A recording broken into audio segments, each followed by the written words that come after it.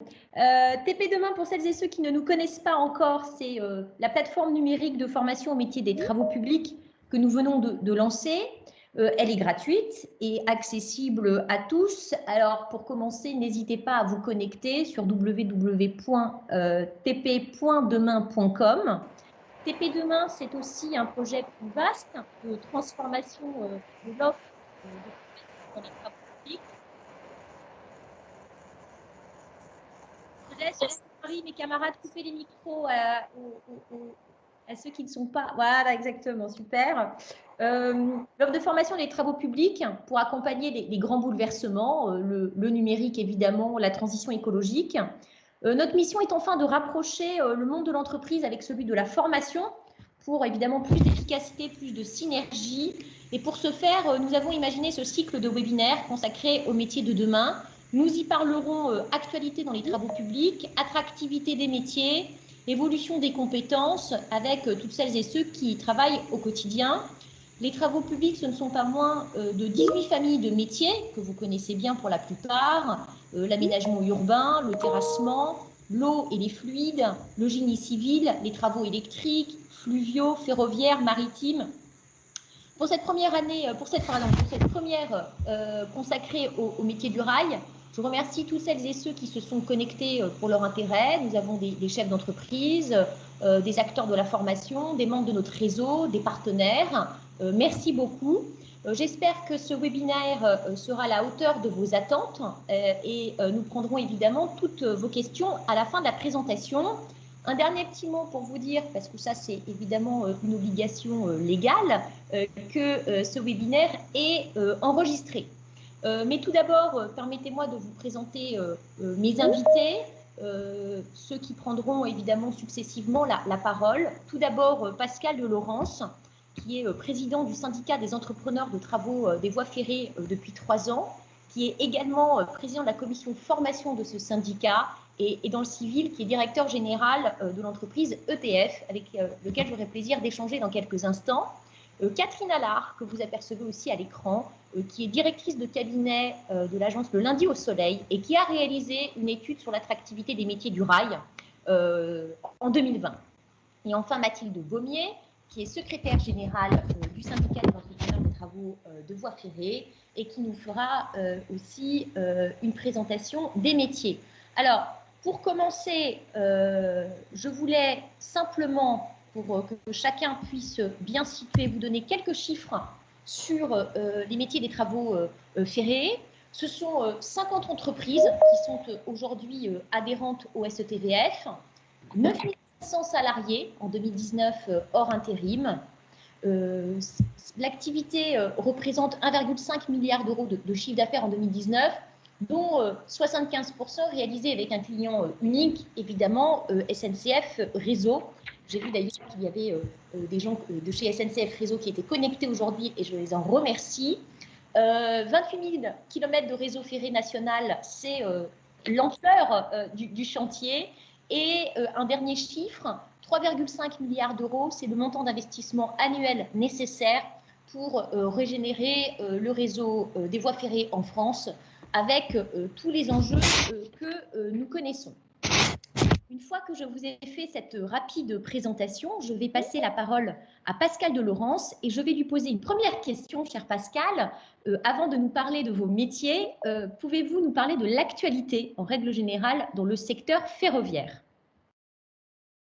Bien, bonjour à tous. Merci de cette organisation. Merci aux participants d'être si nombreux. Et merci de nous donner l'occasion de parler du ferroviaire d'une façon très positive, bien sûr, et surtout tournée vers l'avenir. Alors, l'actualité, elle est riche. Alors, mais d'abord, juste un rappel sur ce qu'est le ferroviaire. La corrélation naturelle vers la SNCF est tentante, mais ce n'est pas que la SNCF. Le ferroviaire, c'est, je dirais, une sorte de toile de mobilité d'un système guidé de haute performance pour les personnes et les biens. Un peu pompeux, mais c'est une réalité. Il y a un réseau national et régional qui transporte avec 15 000 trains par jour près de 5 millions de voyageurs. Donc, l'enjeu est important. C'est un réseau métropolitain. C'est un réseau de tramways Ce sont des installations de fret avec des zones portuaires, des zones industrielles. C'est aussi des trains touristiques. Et tout ça représente donc une mobilité qui s'exerce sur une infrastructure à haute valeur patrimoniale, 30 000 km de voies ferrées pour le réseau national. Il y a 1300 km de métro, de lignes de métro tramway. Il y a 1100 km de voies portuaires et puis 1500 installations de terminales embranchées, nous les appelons ainsi, qui permettent la capillarité du fret vers les destinations industrielles ou de transport. Donc, c'est un secteur tout à fait structurant pour les personnes et les biens et qui, naturellement, étant donné son historique, présente un avenir certain. Alors ça, c'était juste pour redonner le contexte, pour sortir exclusivement du monde purement SNCF. Il y a une actualité qui nous est favorable. Le Covid a montré que le secteur avait une forte résilience. Le gouvernement nous y a aidés. Par le plan de relance qui a permis le maintien de la trajectoire de modernisation des infrastructures, et puis la poursuite des projets. Et je trouve que l'année 2020 a finalement été, malgré une baisse d'activité, a été épargnée. Et donc, c'est un secteur qui hérite, qui a bénéficié d'un intérêt peut-être exceptionnel, mais justifié de la part des autorités. Ensuite, par exemple, sur les poursuites des projets, il y a eu les projets de la SGP qui ont été ralentis, il y a le métro de Lyon, il y a des lignes de tram qui se développent et puis des activités faites qui elles-mêmes se. Et puis un aspect purement plus politique, c'est que la mobilité du quotidien auquel les voies ferrées s'inscrivent, c'était une priorité de notre président. Le législateur a offert, avec la nouvelle loi de l'article 172 sur la loi d'orientation des mobilités, permet une ouverture à la concurrence. Maintenant, les régions deviennent des acteurs potentiels. Tout ça, ça dynamise une situation qui était un peu monopolistique jusqu'alors. Et puis, un troisième point, c'est que 2021, c'est l'année européenne du rail. Ça a favorisé cette image très positive de l'actualité ferroviaire. Je vous remercie pour cette première réponse. J'ai une deuxième question pour vous. Cette année, on avait vraiment pris conscience que le ferroviaire était au cœur des enjeux de demain, et notamment de la transition écologique. Comment le percevez-vous ? La transition écologique, c'est une contrainte supplémentaire pour vos entreprises ou au contraire une formidable opportunité d'activité pour demain ? Alors, pour les entreprises, naturellement, mais si on prend un petit zoom arrière, tout ce qui est tous les éléments favorisant la transition écologique se retrouvent dans le mode du fer. Hein. C'est un roulement fer donc, qui offre très peu de frottement. Il résiste, il offre un aspect très, très positif face à toute la contrainte. L'énergie consommée est donc faible, il permet le transport de masse, aussi bien en augmentant des fréquences sur une infrastructure de haute performance que sur du TGV ou du RER, et l'infrastructure est existante, elle est même centenaire par moment, et donc aujourd'hui il faut maintenir quelque chose, on n'a pas besoin de recréer, même s'il y a des extensions de lignes nouvelles à faire, mais on a une infrastructure complètement existante, présente, qu'il faut maintenir. Donc, tout cet aspect-là nous offre un mode de transport qui est par essence, je dirais, décarboné. Et nous avons en fait un système de mobilité la plus verte possible par son histoire, par sa technique et par son usage. Alors après, il y a un deuxième enjeu qui sont les enjeux de mobilité. Là aussi, c'est tout à fait d'actualité. D'abord, c'est ouvert à tout le monde. Les villes aujourd'hui sont dans une saturation importante, surtout dans leur zone d'accès. Donc, il y a du développement type parisien avec les projets d'EOL, les modernisations des RER B et C, et vous savez bien que ce sont des enjeux terriblement nationaux. Ensuite, dans les régions, il y a un besoin qui va se développer de rendre possible une coexistence entre un point qui vous livre des personnes à des points de TGV et après un relais avec des navettes vers des petites lignes. Et puis, je dirais que l'enjeu, il faut qu'en conclusion sur ce point-là, ce n'est pas un combat entre la route et la rail, c'est une complémentarité rail-route qu'il faut développer et ne pas opposer. Plus dans notre métier des BTP, il y a le syndicat de la route, le syndicat du rail, des voies ferrées. Il n'y a pas de conflit, il faut cohabiter, harmoniser cette mobilité sur ces deux modes de transport avec, je dirais aujourd'hui, un petit avantage d'un point de vue écologique au rail. Merci beaucoup. Pascal, une dernière question avant de passer à la présentation de l'étude d'attractivité. Ce regain d'intérêt pour le ferroviaire va nécessairement avoir un impact sur les métiers. Comment l'évaluez-vous? Alors, écoutez, l'aspect sur les métiers, donc là, j'ai la chance de présider la commission formation du syndicat que je préside par ailleurs.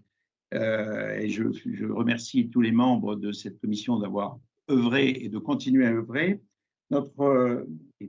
Qui sont sans doute présents sur ce webinaire. Nous, on a besoin de valoriser un métier. Je m'adresse également aux organismes de formation qui assistent à ce séminaire.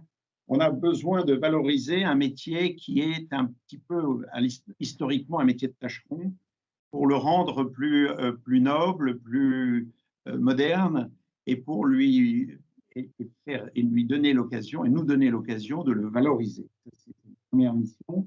Et ensuite, nous avons un métier qui est un métier de niche, donc qui est un métier de spécialité.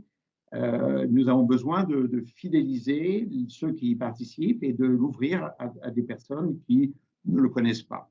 Donc, on a ici une mission d'information qui est fondamentale et notre séminaire est là pour ça.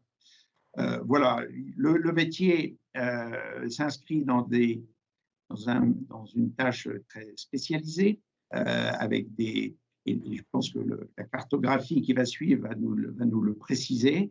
Mais je voudrais dire qu'il y a une vie dans le ferroviaire, il y a des carrières longues, il y a des variétés d'activités en France dans des conditions variées, mais à l'export également.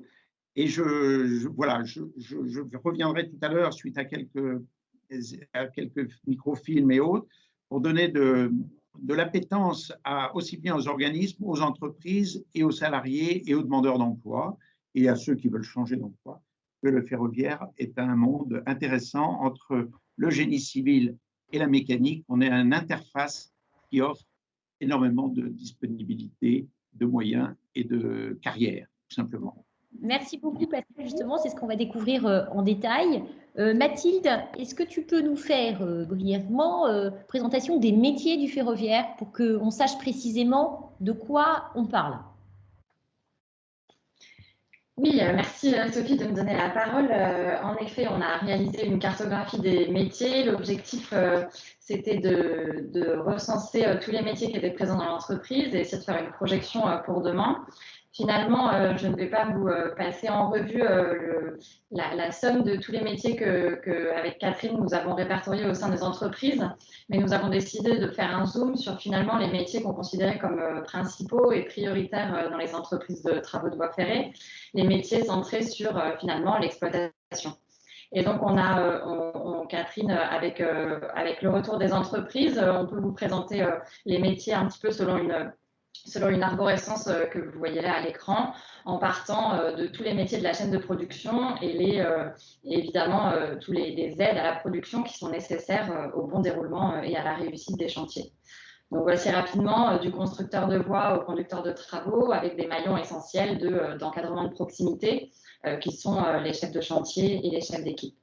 Mais je pense que le plus important, le plus intéressant pour vous, pour bien découvrir ces métiers, c'est de les voir à l'œuvre. Et pour ça, on a décidé de vous passer une petite vidéo de 2 minutes, une vidéo qu'on a réalisée avant avec l'aide de la Fédération Île-de-France. Et cette vidéo date d'avant le Covid, c'est pour ça que vous ne verrez pas les opérateurs masqués. Mais voilà, je vous laisse découvrir en live les métiers des entreprises de travaux ferroviaires.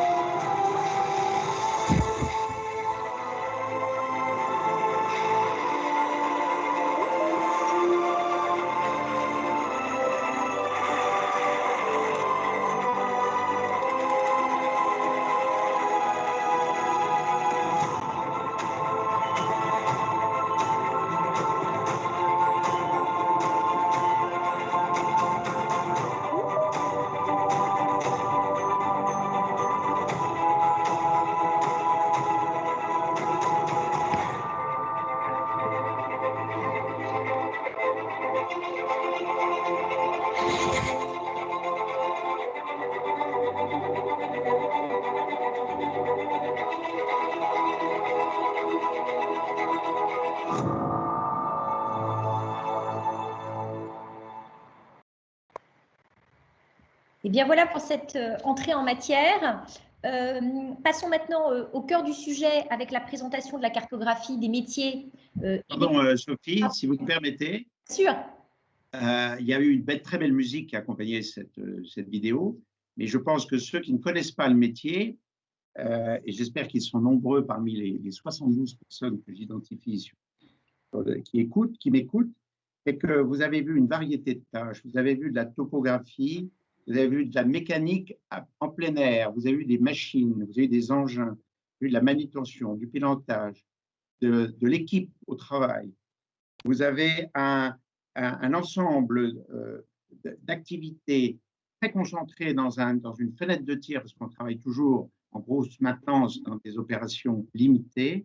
Vous avez une fédération d'activités et de personnes qui se déroule de façon assez harmonieuse et qui demande une compétence multiple. Donc voilà, du millimètre dans un environnement travaux publics, il n'y a pas beaucoup de métiers qui vous offrent ça. En France, de nuit, vous l'avez vu, de jour aussi, et aussi à l'export, puisque nos entreprises travaillent beaucoup à l'export et l'expertise ferroviaire française est très demandée de par le monde. Voilà un petit commentaire sur ce vidéo. Merci Pascal. Écoutez, maintenant je propose que nous passions la parole à Catherine qui va nous présenter en détail son travail et notamment la cartographie des métiers et des compétences. Ma première question, puis après vous allez dérouler votre présentation Catherine, c'est à quoi sert ce type d'exercice et comment on fait en fait, quelle est la méthodologie que vous avez utilisée et je vous laisse le soin de nous présenter tout cela. Alors oui, merci de me laisser la parole et bonjour à tous. Enchantée, ravie de voir que le sujet et les métiers du ferroviaire mobilisent autant de personnes. C'est toujours un plaisir. Alors, c'est vrai qu'au démarrage, la nécessité d'élaborer une cartographie des métiers, elle était très orientée sur le besoin de rendre visibles les métiers les plus significatifs dans le secteur. Parce parce qu'on va se rendre compte qu'en fait, ce sont des métiers qui sont assez mal connus, du moins du grand public. D'avoir aussi une cartographie commune, c'est-à-dire peut-être pour que l'ensemble des entreprises puissent se reconnaître derrière des terminologies communes, parce que soit vous avez vu peu de métiers représentés là à l'écran. Néanmoins, si on va dans la cartographie, on se rend compte qu'il y a beaucoup plus de métiers, et je dirais qu'il y a eu aussi un travail assez conséquent sur la nécessité encore de resserrer sur des vocables communs, beaucoup de spécificités dans les métiers. Il y avait aussi la nécessité de définir une réponse qui soit plus conforme, plus adaptée aux besoins de montée en compétences actuelles. Les choses évoluent beaucoup. D'aider aussi à définir des trajectoires de mobilité, de parcours professionnel, d'avoir quelque chose qui permette aussi de communiquer vers les populations cibles pour les attirer au travers de la branche. Besoin également d'identifier les synergies possibles qu'il peut y avoir entre les différents acteurs de la profession pour améliorer en termes de performance, et bien sûr, surtout de valoriser les métiers qui sont encore une fois très mal connus, et pour agir aussi sur l'offre de formation professionnelle et définir des actions prioritaires pour la commission de formation. Voilà, puisque c'est aussi sa mission. Alors, en termes de méthodologie, bon, on a fait un travail assez classique de recueil de données. Dans un premier temps, c'est vrai qu'on s'est rencontré avec la commission formation, son président Pascal Delorence, Mathilde Bonnier, pour bien clarifier le besoin. Donc, on avait besoin de clarifier le besoin, ce qu'on allait rechercher derrière la cartographie. On a décidé ensemble, et c'est vrai que je dois reconnaître qu'il y a eu vraiment un gros travail de coopération et de concertation avec le SETVF et avec le cabinet que je représente. Et c'est vrai qu'on a joué en 2 temps, c'est-à-dire une première enquête exhaustive, quantitative, avec la volonté vraiment de constituer un groupe qui soit représentatif au sein de l'activité ferroviaire au sens large. Alors là-dessus, on a lancé une enquête dont le taux de réponse est très satisfaisant. Alors peut-être que certains vont dire comment 61% de réponse, mais c'est peu. Enfin, moi, là, je peux dire d'expérience que c'est un taux de réponse très satisfaisant et qui nous permet surtout de pouvoir avoir des données qui soient suffisamment significatives pour être prises en compte. On s'est aperçu aussi que dans les entreprises qui ont répondu, 57% appartiennent à un groupe. Voilà, donc on a quand même une forte proportion d'entreprises du ferroviaire, de structures attachées aux travaux ferroviaires qui appartiennent à un groupe. Néanmoins, ça veut dire qu'il y a une vraie problématique aussi sur celles qui sont dites indépendantes et de plus petites, avec des ressources peut-être un peu moins structurées. Alors moi, ce qui m'a vraiment interpellée et rassurée par rapport au profil des participants de cette enquête, c'est qu'on a eu vraiment une très forte proportion de personnes que l'on qualifie, nous, comme les opérationnels. Alors, comme je dis opérationnel, ce n'était pas évidemment la personne qui est directement sur le chantier, mais des directions d'exploitation, des directions techniques. Beaucoup appartiennent d'ailleurs à la fonction direction. 30% étaient attachés à des profils dits plus fonctionnels, à savoir autour de la fonction RH et ou formation. Voilà. Donc, ça nous permet aussi nous avions des réponses fournies par un personnel qui n'est pas forcément, dont la technique formation et ressources humaines n'est pas forcément la priorité. Donc ça aussi, ça donne véritablement du poids à l'enquête. L'enquête qualitative, alors ça s'est déroulé sur un échantillon qu'on a travaillé de concert avec Mathilde, le SETVF et la commission formation, essentiellement autour des entreprises adhérentes au SETVF, pour justement aller creuser davantage les problématiques. On a encore aussi voulu solliciter l'ensemble des parties prenantes, à savoir les partenaires périphériques qui gravitent autour des travaux ferroviaires. Et pour le coup, je dois remercier véritablement, évidemment, les entreprises et les salariés qui sont intervenus, mais Constructis qui a vraiment participé, qui a été vraiment très fort, le PSF et la SNCF Réseau. Catherine, pardon, excusez-moi, je vois le temps qui tourne. Alors, on va rentrer dans le détail. Exactement, parce qu'en fait, l'idée, c'est vraiment brièvement que vous nous présentiez donc, les résultats. Alors, attendez, parce qu'il est 12h30, je voudrais vraiment que les uns et les autres puissent aller déjeuner après. C'est toujours un peu la difficulté. Voilà, on se donne 5-10 minutes vraiment très rapides de présentation des résultats et surtout place après aux échanges, aux conclusions et pour action, quoi. Voilà. Hein, je suis désolée de vous avoir coupé, mais je vois le temps qui passe. Merci beaucoup. Oui, alors je vais accélérer effectivement. Bon, comme le disait Monsieur de Laurence, on est vraiment sur un secteur porteur. Il est clair que les besoins, les effectifs ont ces 10 dernières années plus que doublé, et les besoins restent considérables. C'est-à-dire que 88% des entreprises interrogées reconnaissent encore un besoin de recruter. Alors, face à ça, il y a évidemment de réelles difficultés de recruter. Alors, pourquoi ces difficultés? D'une part, deux raisons par rapport à ça, c'est que, comme il a été dit, c'est vrai que les métiers sont mal connus du grand public.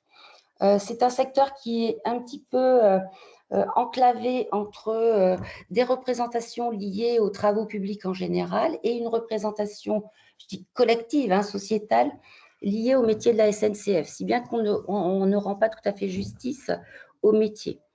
Par ailleurs, les cursus de formation traditionnels ne proposent pas, la formation initiale, ne propose pas non plus de parcours dédié au secteur du ferroviaire, ce qui fait souffrir de la connaissance des métiers. Sur les besoins véritablement reconnus, exprimés, tout secteur d'activité, toute activité confondue, on est bien sûr sur les filières en lien avec l'exécution, à savoir les premiers métiers, bien sûr, exécution, tout corps d'État, et l'encadrement intermédiaire. Quand on parle d'encadrement intermédiaire, on parle surtout des conducteurs de travaux, essentiellement, qui vont prendre dont le besoin est particulièrement pressant.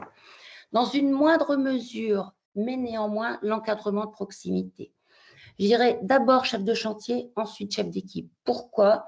Parce que clairement, ce qui est apparu, c'est qu'il y avait plus un besoin qui était ressenti sur la capacité des compagnons à développer leurs aptitudes de rigueur, d'autonomie, de gestion des aléas, d'autocontrôle. Voilà, donc c'est-à-dire qu'on va véritablement avoir des mini-chefs d'équipe, sachant que chacun avec un besoin très accru sur l'autonomie des compagnons, au sens large, et ce qui va nous permettre d'être peut-être un peu moins présent sur le chef d'équipe en tant que tel.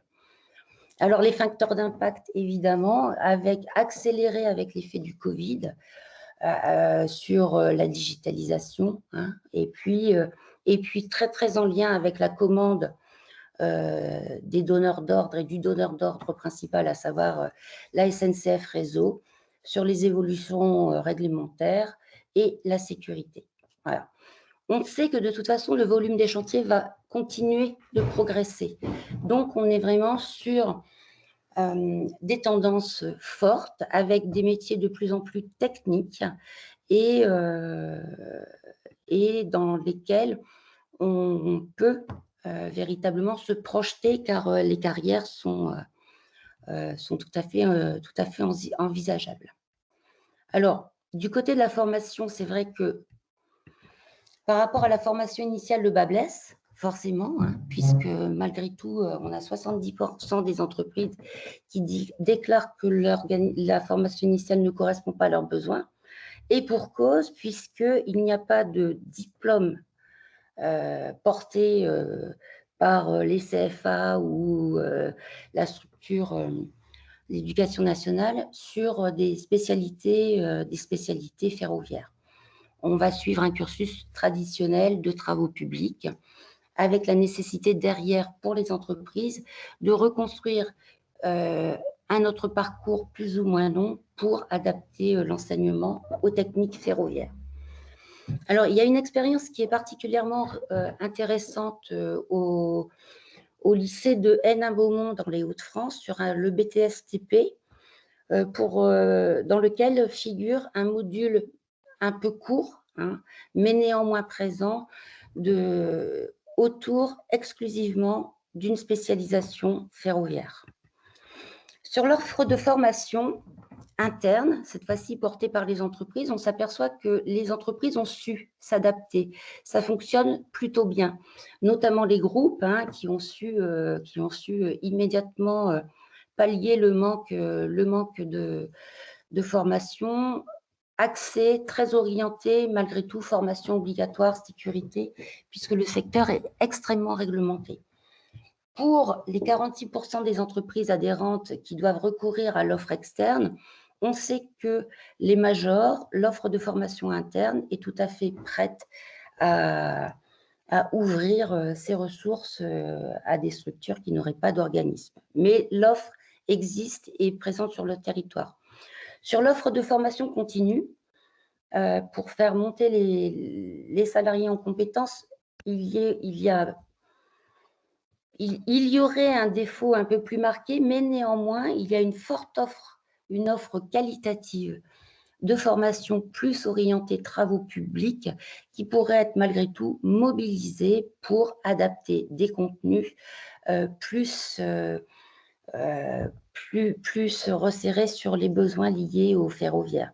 Je dirais que c'est le nombre de stagiaires qui, cette fois-ci, va pouvoir faire, et la capacité des entreprises à s'engager, qui va pouvoir faire bouger l'offre externe plus dédiée à la montée des compétences en interne. Donc, voilà. Et enfin, on sait que la tendance n'est pas prête de s'arrêter. Hein. De toute façon, on est sur un secteur qui forme. Et on sait qu'à l'avenir, dans les prochaines années, on a déjà noté que 30% des salariés en poste auront nécessairement besoin d'une formation pour assurer la montée et l'évolution en compétences. Voilà, pour ce qui me concerne. Catherine, merci beaucoup pour cette présentation détaillée et toujours pareil, l'exercice est compliqué et néanmoins synthétisé. En tout cas, votre rapport complet figure sur le site internet du SNTVF. On l'avait mis aussi le lien dans l'invitation, donc j'invite chacune et chacun à aller le consulter en détail parce qu'effectivement, c'est très intéressant. Et donc, sur la base de tous ces éléments, je me retourne, façon de parler Teams, vers Pascal. Et je voudrais vous demander la chose suivante. Que devons-nous retenir de tout ce travail? Quel message souhaitez-vous faire passer à celles et ceux qui nous écoutent et notamment aux acteurs de la formation, hein? J'ai vu plusieurs directeurs de centres de formation, des travaux publics présents. C'est le moment de leur parler, de vous parler, pour échanger sur vos besoins et sur la manière dont notre écosystème de formation peut y répondre. Écoutez, merci Catherine et merci de reformuler quelques messages forts. Bon, vous savez que le ferroviaire dans le monde du BTP représente à peu près 3% de l'activité. Donc 3%, on rentre dans des taux faibles par rapport à l'attractivité naturelle d'une profession. Donc on représente une niche, une spécialité. Et donc ça vient heurter peut-être les organismes qui ont plus de facilité à aller vers les donneurs d'ordre ou les activités plus importantes. Néanmoins, le message, c'est qu'on a absolument besoin de conserver ce savoir-faire dans nos entreprises. Donc, il y a une première mission de promotion du métier ferroviaire par la formation. Et il faut donc, en focalisant sur une spécialité méconnue, on doit pouvoir aider la profession. Et donc, tous les services que j'ai décrits et les enjeux que j'ai décrits précédemment doivent se retrouver dans les messages forts que nous devons diffuser, que vous, formateurs, doivent diffuser dans le cycle de formation des élèves, des écoles et du monde de la formation professionnelle. Aujourd'hui, la SNCF a une école. Les entreprises, les grosses entreprises, parce qu'il faut penser aux petites entreprises, représentent également, bien sûr, les grosses entreprises ont créé des centres de formation. C'est donc de l'internalisation de quelque chose qui devrait être beaucoup plus élargi. Donc, il faut que vous nous aidiez à promouvoir par la formation ce métier. Il faut donc aider les entreprises, co-construire des programmes, faire du cas par cas, du sur-mesure. Alors, je vous entends, sans vous entendre, que c'est difficile, ça, parce que la population est relativement restreinte, même si les besoins sont continus et relativement importants. Donc, c'est ce paradoxe du petit pour le plus grand qui doit être résolu dans cette nécessité de conserver des compétences, et là non pas de métier, hein, on va rejoindre la notion de compétences qui sont fondamentales pour que ce métier, avec toutes ses particularités, ses technicités, prévalent. Et vous savez que la SNCF pratique de l'externalisation, donc c'est un enjeu, une responsabilité pour nous, même si c'est très progressif, parce que c'est un process qui est lent et qui ne sera pas du jour au lendemain, mais on se doit de se préparer à cette ouverture. Et là, il y a un métier qui a des beaux jours devant lui. Voilà un peu ce que je voulais dire. Et puis, derrière, un dernier mot, c'est qu'il y a beaucoup d'innovation derrière tout ça. Donc, c'est un métier d'avenir. Il y a du transport, du train autonome, du train hydrogène. Il y a des voies qui sont avec des techniques nouvelles pour mieux les renouveler, pour mieux les réaliser. Et donc, voilà, c'est ce support d'un monde qui est un peu étranger au ferroviaire, qui doit s'ouvrir et s'épanouir à nos contacts, et on est là pour les accompagner. Écoutez, cet échange sert à cela, et en tout cas, votre message est très clair. Mathilde, peut-être pour compléter, et surtout avant de passer aux questions, parce que j'espère que nous en aurons quelques-unes, quelles sont actuellement les actions que vous mettez en œuvre justement pour traduire un petit peu ce plan d'action en quelques mots, avant de passer aux échanges avec nos interlocuteurs? Alors très rapidement, pour vraiment laisser un peu de place à l'échange, la cartographie des métiers, c'était une base, on considère ça comme une base de réflexion. Et donc très vite, on a engagé des actions. Et donc toutes les actions qui sont présentées ici à l'écran sont déjà en cours par les équipes, par la commission, enfin les entreprises qui nous accompagnent. Ça passe autant par un recadrage, une promotion des métiers, mieux savoir quels sont effectivement les métiers. On crée des référentiels pour mieux définir les activités, les actualiser. Et puis, on a une action en cours pour moderniser notre stage chef d'équipe que nous assurons depuis plusieurs années. Voici en résumé, mais bien sûr, n'hésitez pas à revenir vers nous pour participer à la déclinaison de ces actions. Ok, super. Alors, je vais donc couper définitivement le partage de présentation. Bon, moi, un petit mot de conclusion quand même, parce qu'il faut bien que je prêche pour ma paroisse. Je veux rappeler évidemment que TP Demain, c'est un outil qui peut servir justement à répondre à des besoins spécifiques, parce que nous sommes dans la digitalisation des formations. Nous serons en capacité demain de proposer des parcours de formation spécifiques et très personnalisés. Donc, je pense que tous ces outils aujourd'hui, toutes ces nouvelles manières de former, le blending learning doit servir justement à répondre en partie à ces petits flux. Alors, de toute façon, tout ça n'est qu'une mise en abîme, parce que petits flux dans le ferroviaire, pour des petits flux en règle générale dans les TP, vous voyez, à l'échelle, évidemment, du nombre de personnes formées chaque année dans les métiers. Donc, voilà ce que je voulais dire en conclusion. C'est Marie Ginard qui s'occupe du réseau Excellence TP et qui m'accompagne sur le projet TP Demain, qui a dû nous faire une liste de questions ou par qui les questions ont transité, donc nous l'écoutons. Y a-t-il des questions? Vous pouvez lever la main. On a choisi Teams parce qu'on voulait quand même que ceux qui puissent poser des questions puissent s'exprimer directement et qu'on ne soit pas fermé par, par juste le chat. Donc, j'ai vu qu'il y avait une main qui s'était levée. Alors, j'ai vu Norbert, j'ai vu qui d'autre?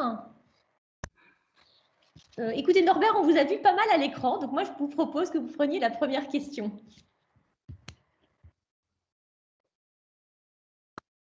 Il faut mettre le micro. Vous devez appuyer sur le micro. Alors, le micro, vous l'avez déjà? On a le micro, on a l'écran, on vous écoute.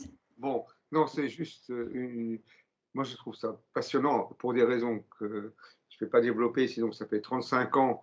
Si vous me voyez à l'écran, vous voyez bien que ça se justifie. Que j'ai œuvré avec, sous les instructions du SETBF pour la formation des chefs d'équipe et des conducteurs de travaux. Moi, ce qui m'a semblé important, juste un témoignage très, très bref, c'était que le syndicat et la commission formation des syndicats a toujours tenu la main de manière forte pour que ces formations se tiennent. Et il me semble important que cela continue. C'est-à-dire que l'expérience que nous avons eue pendant des années, c'est que nous avons travaillé en équipage avec d'autres organismes de formation, etc. Mais la main était tenue, notamment dans le lien avec les entreprises, par la commission formation et par le syndicat. Il me semble que cette main-là, elle doit être tenue de manière forte par le SETBF, parce que c'est ce qui vous permet, vous, d'avoir le contrôle par rapport à des risques qui seraient je dirais, de variétés tellement discordantes qui pourraient se produire que, je dirais, que de tout, parce que c'est la tendance, je ne parle pas du SETBF, je parle de la tendance actuelle, c'est de tout déléguer, sous-traiter, etc. L'expérience que nous avons eue, qui a tenu très longtemps, c'est un point d'équilibre entre tout maîtriser et tout sous-traiter. Il s'agit, en matière de formation professionnelle, de faire en sorte que la relation maître d'ouvrage, maître d'œuvre, etc., soit bien articulée. C'est la condition pour que ça marche. C'est juste un petit témoignage. Peut-être que je suis d'une autre génération qui est totalement dépassée, mais il se peut aussi que je n'ai pas tout à fait tort. Voilà. Je coupe mon micro et je coupe mon image, ce qui m'a été demandé. Je ne sais pas comment faire, mais je vais faire au mieux. Mais Norbert, je me permets de répondre, Sophie, si vous permettez. Merci de votre témoignage. Et c'est vrai que ce stage chef d'équipe que nous orchestrons depuis 35 ans, début mars, j'ai donc remis les 12 diplômes à cette promotion de 12 personnes. C'est la 35e promotion. C'est très important. Néanmoins, on a besoin aussi d'avoir une ouverture et de pouvoir diffuser cette formation et la connaissance de cette formation, la connaissance de l'existence de cette formation, avec aussi de l'aide de prestataires nouveaux, extérieurs, à renouveler. Mais je remarque, et je suis totalement d'accord avec vous, c'est qu'il faut que la profession reste un peu le maître d'ouvrage de ces formations pour lui donner le caractère, je ne dirais pas privé, mais le caractère d'équipe, promotion, et que ce ne soit pas dilué vers des choses un peu moins personnelles. Et c'est une caractéristique de la taille de notre profession. Donc, juste gardez la main, s'il vous plaît. Moi, je ne serai plus là, mais gardez la main. Merci beaucoup. Est-ce qu'il y a d'autres questions? J'avais vu à un moment donné une autre main se lever. N'hésitez pas, on est entre nous. Les échanges sont très libres du côté des centres de formation. Alors, je vois Émeric Guégan. M'en voulez pas si j'ai mal... Oui, oui, oui, non, non, c'est parfait, Émeric Guégan. Donc, moi, j'avais une question à vous poser. Donc, en ce moment, on parle beaucoup de RSE au sein des entreprises. Est-ce que des centres de formation planchent sur le sujet de la RSE et notamment de créer des formations sur peut-être voilà, les gestes les plus éco-responsables, par exemple? Est-ce que vous avez dans l'audit qui a été réalisé, côtoyer des centres de formation qui travaillent en ce sens? Alors, y a-t-il des directeurs de centres de formation qui souhaitent répondre à cette question? Moi, je pourrais répondre sur TP Demain, qui est notre projet de plateforme pédagogique. Évidemment, ce sujet, comme tous les autres sujets, a vocation à figurer sur TP Demain et être traduit sous forme de ressources pédagogiques accessibles à tous les niveaux, puisque, évidemment, ça fait partie aujourd'hui des enjeux de formation. En complément de ce que je viens de dire, y a-t-il du côté des centres de formation des formateurs ou des directeurs qui souhaitent réagir à cette question? J'ai vu qu'Emmanuel Bois, pour ne pas le citer, était connecté pour Égleton. Peut-être un complément d'info? Alors, je vais être très bref. Merci Sophie. Bonjour à tous, je vais être très très bref. Alors, cette question de la RSE, elle est prise en compte, en fait, si je peux me permettre, à différents niveaux, en particulier effectivement sur la question de l'encadrement, mais je la prendrai plus largement, c'est-à-dire elle est prise en compte depuis longtemps sur les sujets d'encadrement et elle a intégré plutôt à tous les niveaux de formation. Et là, je vais me permettre de parler aussi un petit peu de formation initiale, de la prise en compte du geste dès qu'on prend les jeunes au départ et qu'on commence à les intégrer dans la profession au travers de l'alternance, voire de la formation initiale scolaire. Bon, moi, là, pour le coup, je m'exprime pour Égleton. Hein, donc, il y a de l'initiale scolaire via le ATP, de l'alternance via les FIA, de la formation continue via le CFC. Et pour ce qui est de l'alternance et de l'initiale scolaire, on est sur des minots, c'est-à-dire des petits qui ont 14 ans, 14 ans et demi, 15 ans. Et déjà, on travaille sur la mise en place du geste, de ce réflexe, en fait, qui va toucher aux questions environnementales, puisque c'est le premier point qu'ils vont aborder au travers du geste chantier. Et puis ensuite, qui s'élargit sur tout le sujet des RSE, de la RSE, qui est intégré dans les parcours et qui vient évidemment sur le volet formation continue, mais sur le volet formation continue et dans la prise en compte, notamment sur les formations à l'encadrement, je pense au titre de chef d'équipe, au titre de chef de chantier, ou sur des sujets où on a pu échanger effectivement avec le SETVF. Elle est prise en compte, mais il y a un travail d'acculturation qui aujourd'hui, sur les publics qu'on touche, a commencé dans l'entreprise. Nous, on a un travail à faire aujourd'hui pour le confirmer, pour l'ancrer. Mais quand on est sur de la formation continue, sur du public adulte, je veux dire entre 30 et 40 ans, pour les titres de chef d'équipe en particulier, cette acculturation, normalement, elle a été faite en amont. Bon, Monsieur Guégan, vous êtes chez Colas, il y a une politique qui est très active sur le sujet quand même au sein du groupe. Donc nous, on vient la confirmer, effectivement, mais je pense qu'une grosse partie de notre job, il est aussi de l'intégrer dans le geste dès le plus jeune âge. Alors j'espère que j'ai répondu convenablement à vos attentes, mais je suis à votre disposition pour continuer à échanger malgré l'heure. Tout à fait, merci. J'apprécie effectivement votre réponse. Merci. Y a-t-il d'autres questions?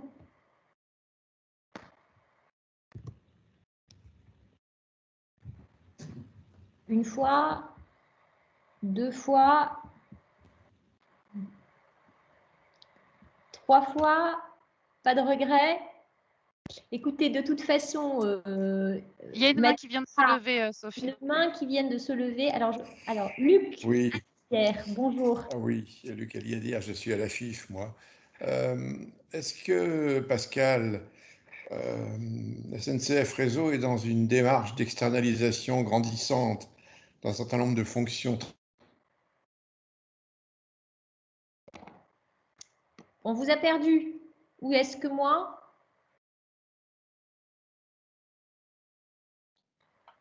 Non. Luc, la question a été interrompue et on va dire figée même à l'écran.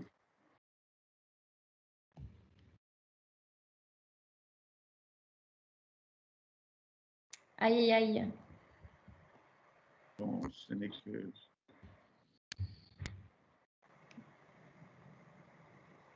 Oui, je pense que Luc devait parler de l'externalisation et devait demander, alors je complètement me tromper de question, mais si la externalisation s'accompagnait d'une formation ou avait des exigences de formation adaptées à cette externalisation.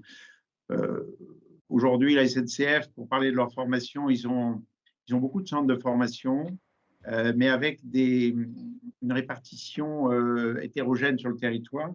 Et il se trouve que l'Île-de-France est quand même représente entre 70 et 80% du trafic et des échanges par rapport au territoire. Donc, l'Île-de-France est un peu saturée. Donc, on a eu des demandes de la SNCF pour étudier des cycles de formation qui pourraient être associés avec ceux des entreprises. Bon, alors, ce n'est pas la mission du SETBF de fédérer tout ça, et on est un petit syndicat. Donc, néanmoins, il y a indirectement avec l'externalisation, mais la localisation des besoins, peut y avoir effectivement des missions qu'aimerait externaliser, même au titre de la formation, la SNCF. Alors peut-être les gens de la SNCF aimeraient réagir parce que j'exagère les propos ou je les amplifie trop, mais je crois qu'ils ont aussi du fait de l'histoire SNCF, peut-être une flexibilité insuffisante pour former, pour réagir et s'adapter à des besoins de formation tels que l'Île-de-France qui est en plein boom de travaux aujourd'hui. Bon, peut-être que Luc est revenu. Oui, je suis revenu, j'ai des petits problèmes de connexion à la maison, c'est pas très grave. Oui, je pense à ça parce que nous avons, en termes de FIF, avec les chantiers de signalisation, un petit peu le même sujet. Et c'est extrêmement difficile de planifier, d'avoir une vision stratégique de ce que la SNCF a envie d'externaliser davantage, les endroits où il y a besoin de ça. Et donc, c'est un grand sujet pour nous, les syndicats professionnels, je pense. Oui, et puis alors c'est un sujet social très touchy. Donc, voilà, on avance un peu sur des œufs. Mais exact, je confirme. Le problème, c'est que même si c'est une donnée fondamentale, sociale et politique, il faut que nous, nos entreprises, on soit en capacité de répondre aux besoins techniques, compétences exigées par les clients. Ça ne peut pas attendre. Donc, il y a effectivement une équation un peu compliquée. Et d'où l'appel aux sociétés, aux entreprises de formation, au secteur de la formation, d'être innovants et de bousculer un peu les lignes sans être gilet jaune, mais il faut être un petit peu innovant et provocateur et plein d'idées dans ce domaine-là. Eh bien, je vous propose que ce soit, Pascal, le mot de la fin. De toute façon, donc, je renverrai le contenu intégral de cet échange. Je vous remercie. C'était le premier du genre. Alors, n'hésitez pas à nous faire part de vos commentaires. C'était horriblement ennuyeux, c'était intéressant, c'est à refaire. Moi, ce que je retiens, c'est qu'évidemment, les métiers du ferroviaire, ce sont des métiers de demain. Les travaux publics, on le voit de plus en plus, sont acteurs de la transition écologique et il faut que chacun en soit bien convaincu compte tenu de l'ampleur des enjeux qui nous attendent dans les années à venir. Et donc, voilà, sur cette note d'espoir et d'opportunités aussi fortes pour le secteur et pour l'avenir, je vous propose de conclure. Merci beaucoup, merci Pascal, merci au SNCF. Merci à tout le monde, merci à vous et merci aux acteurs et à la profession en général. Merci. Merci à vous. Toutes les questions. Merci beaucoup. Merci à vous. Merci à vous.